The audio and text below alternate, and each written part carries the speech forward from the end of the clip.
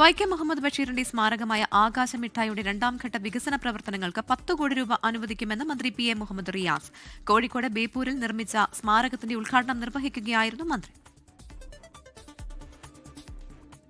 കോഴിക്കോട് കോർപ്പറേഷന്റെ ഉടമസ്ഥതയിലുള്ള സ്ഥലത്ത് ടൂറിസം വികസന പദ്ധതിയിൽ ഉൾപ്പെടുത്തി 10.07 കോടി രൂപയുടെ പദ്ധതിയാണ് ഒന്നാം ഘട്ടത്തിൽ പൂർത്തിയാക്കിയത്.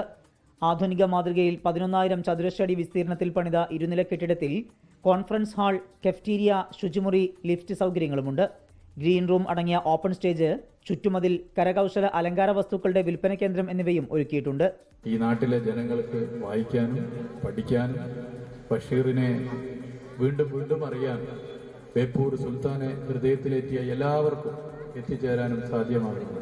ജാതി മത അതിർവരമ്പുകൾക്കപ്പുറത്ത് മനുഷ്യനെ മനുഷ്യനായി കാണാനുള്ള മനസ്സ്, അതാണ് ഏറ്റവും വലുത്. അതിൻ്റെ ഒരു കേന്ദ്രമായി, ആ സ്നേഹത്തിൻ്റെ ഒരു കേന്ദ്രമായി, മനുഷ്യന്റെ ഐക്യത്തിന്റെ കേന്ദ്രമായി ഈ ആകാശമിഠായിയെ നമുക്ക് മാറ്റാം. Basheer archives, board room, library എന്നിവ അടങ്ങുന്ന കൾച്ചറൽ ബിൽഡിംഗ്, അക്ഷരത്തോട്ടം തുടങ്ങിയ പ്രവർത്തനങ്ങളാണ് രണ്ടാം ഘട്ടത്തിൽ നടപ്പാക്കുക. ചടങ്ങിൽ ചലച്ചിത്ര താരം Prakash Raj മുഖ്യാതിഥിയായിരുന്നു. I see here to build a memorial where people can come in, people can do theatre, people can discuss, people can be guided by Bashir, and it is so open and so free, which Bashir sir would have loved it.